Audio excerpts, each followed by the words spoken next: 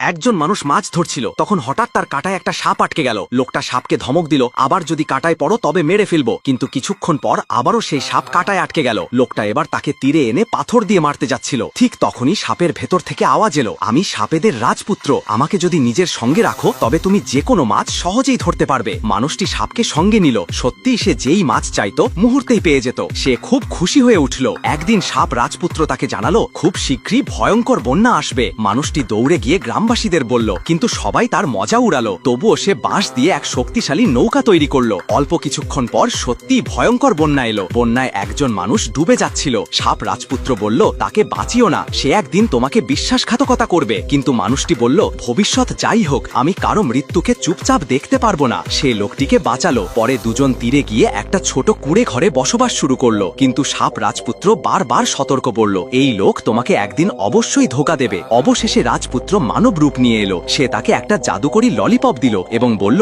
এটা তোমার প্রতিটি বিপদে তোমাকে রক্ষা